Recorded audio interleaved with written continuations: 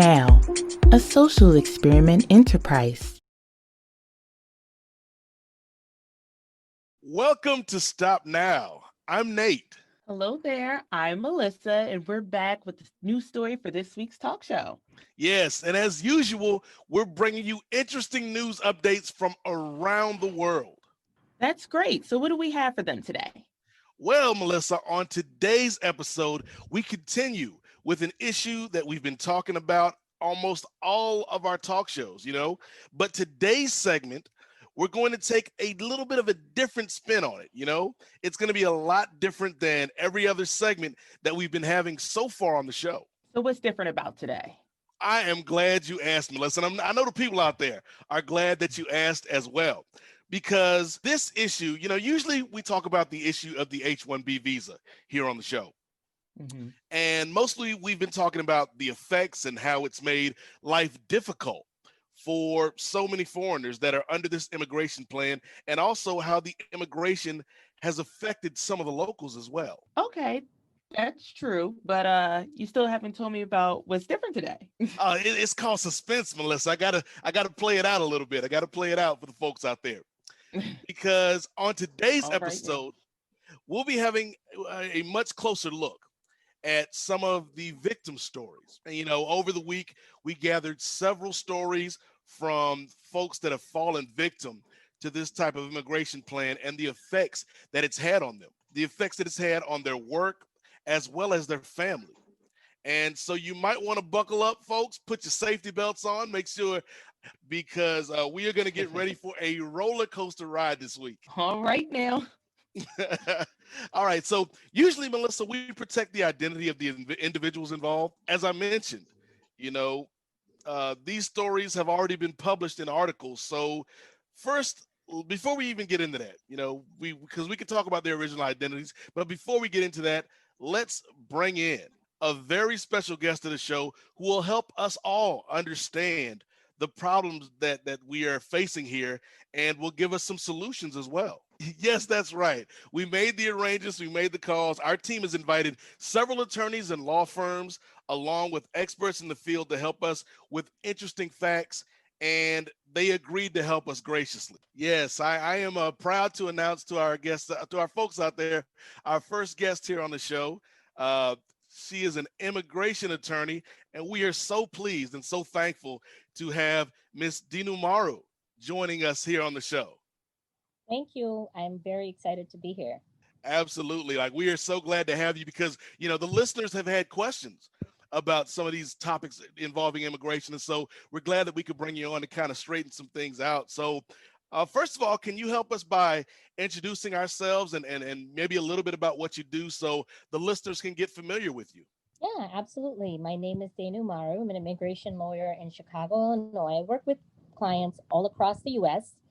And we work with employment-based visas. We work with also some of the individual issues, there that intersect all different kinds of visas. And we're talking about here employment abuse, family domestic abuse, immigration and crimes. I mean, those are things that I think, regardless of what visa an individual may be on, or even if they have, no status, they would be faced with some of these issues. And I'm happy to discuss more about them on your show as it pertains to your viewers. Now, Daniel, before we take a step forward and talk about some of the stories that we have to go over this week, can we take a step back, for the listeners' benefit as well as for the benefit of myself and Melissa, and kind of, go step by step? And first of all, can you kind of explain to the folks out there what exactly is the H1B visa? Oh, yeah, absolutely. So H1B visa is an employer-employee visa. Just to give you some context, United States of America is one of the only developed countries where a person who's looking for an employment-based visas first has to have a job. They have to have a job offered to them before they can come. So they can't come here to look for a job. Okay. And this is something that's very unique about us. So an H-1B visa is an employer-employee visa. The employee already has a job offered to them by an employer, and they're they're coming here specific, or they're coming here, or they're changing their status specifically to work for that particular employer. So it's not suitable for example, independent contractors. It's not suitable for people who are looking to work for multiple employers without having multiple employers sponsor them. So it is very specific in its scope. It also requires that the employee be hired for a specialty occupation. Now, this has been the topic of numerous litigations in the history. What is considered a specialty occupation? Loosely speaking, it is an occupation that requires the minimum of a bachelor's degree in a specific area. So we're definitely with H1B, we're looking at potential employees with a minimum of a bachelor's degree or higher, and they're working in professions in that particular area. Well, thank you for that explanation. I'm sure it has kind of helped the listeners kind of get a bigger grasp on the subject matter that we're dealing with this week. So Melissa, obviously, we have got a subject matter expert in the house. So let's go ahead and roll the dice and proceed with our first story this week. All right. This is the story of a victim recorded by our team.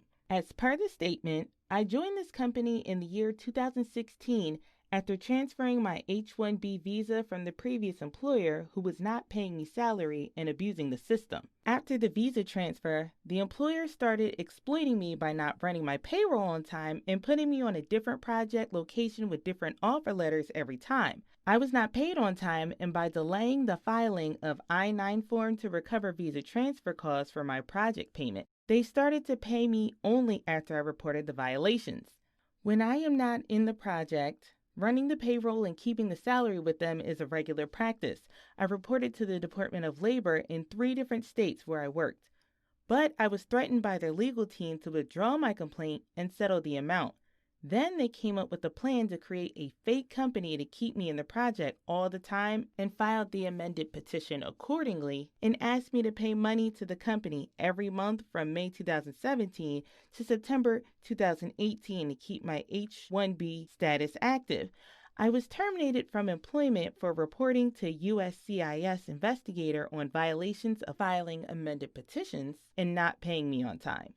I was working at the client site in Texas during the period 2017, but after I moved to New York State in 2018 for a different client, they refused to file the amendment and pay me accordingly to the agreement. They forced me to give a leave letter for a 2-month period stating that I traveled to India so that I cannot be paid. As they continued to threaten to withdraw the petition, if I do not comply to pay money through their client company to run the payroll and keep the status, I agreed to do so to collect evidence and prove the violations to the authorities.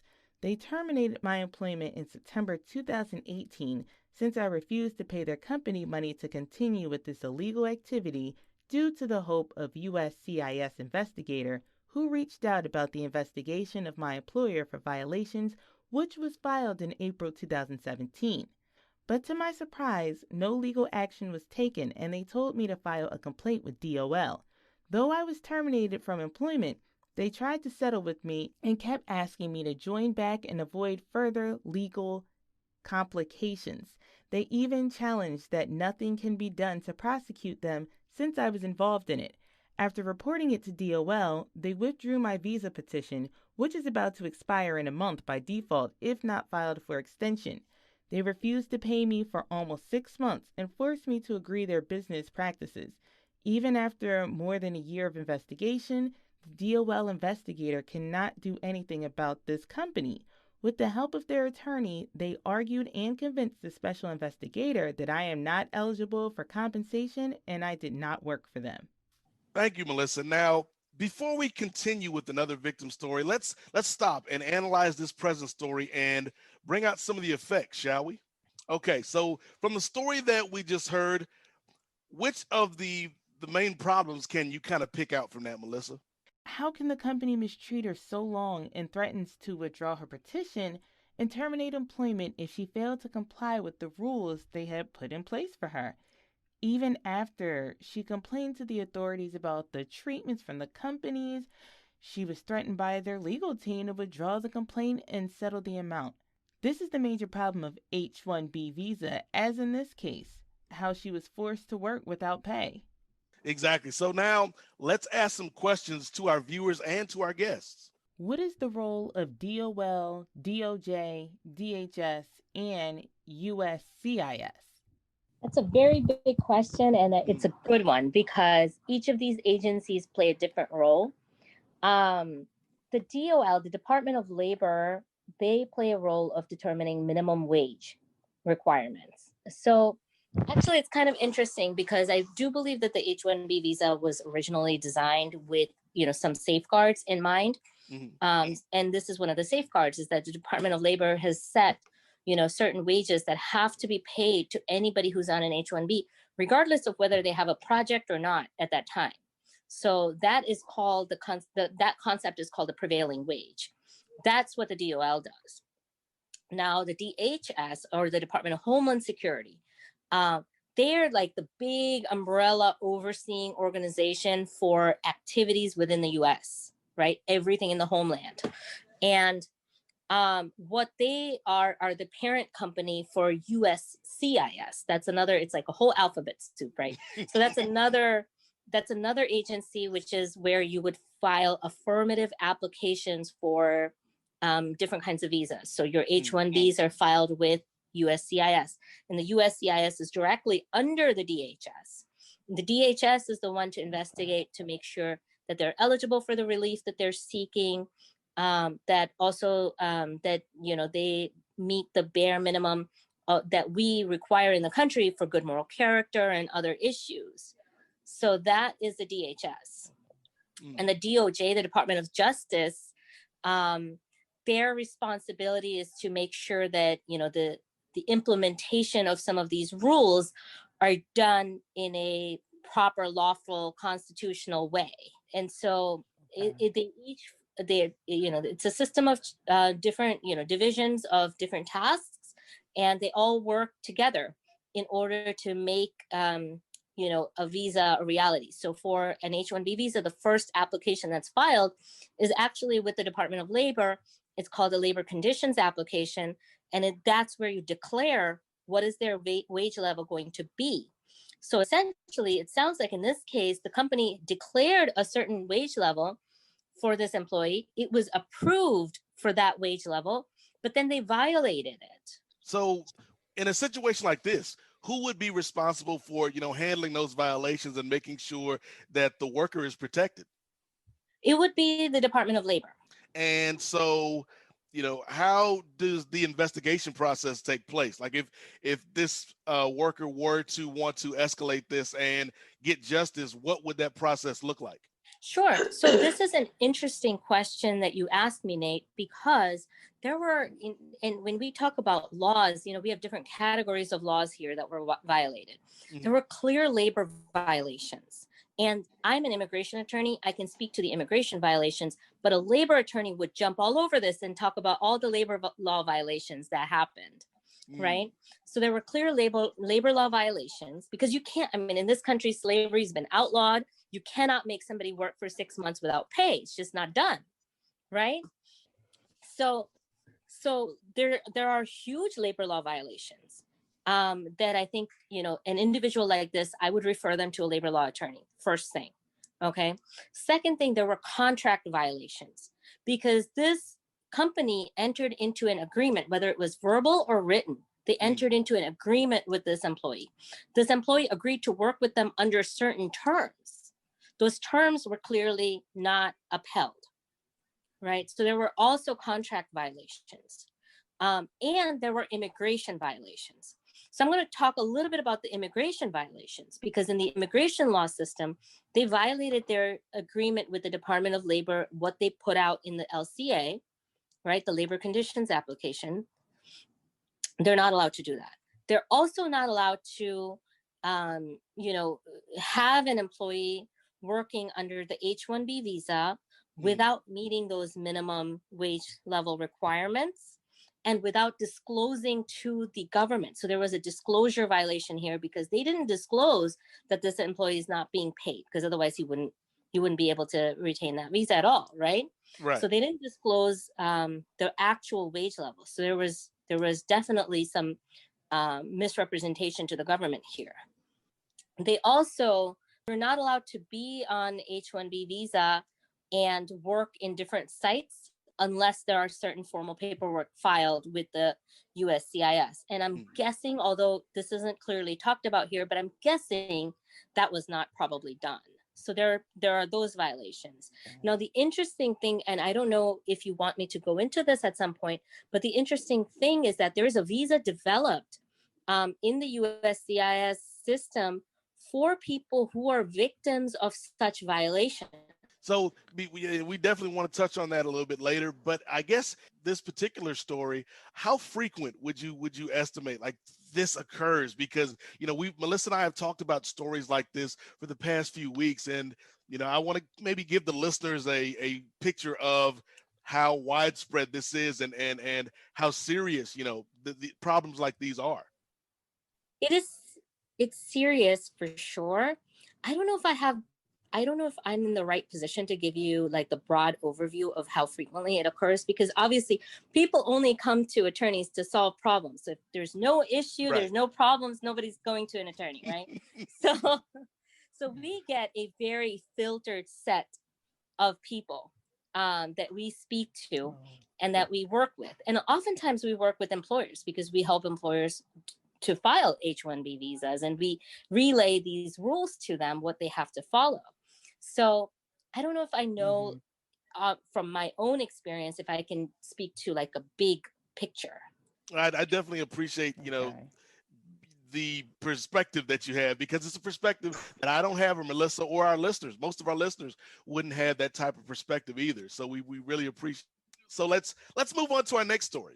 You know, we're going to look at another victim. Sorry, Nate, to cut you off short. We're running out of time. No problem, Melissa. You have become the timekeeper, and I appreciate that. You know, we have to value the listeners and guest time as well. The folks out there, the listeners, the viewers, want to extend a gracious thank you to Ms. Dina Maru, immigration attorney. Like, thank you so much for stopping by and giving us some education and some much needed information on this topic. Definitely. And we'd love to talk to you again down the road. Thank you. Once again, do not forget, ladies and gentlemen, to click on the bell icon to notify you when we post new videos. And as always, don't forget to watch out for the full details of this week's story published on our campaign project website. Thank you so much for joining us today. Bye for now. Stay safe. We'll talk to you next week. Stop Now, a social experiment enterprise.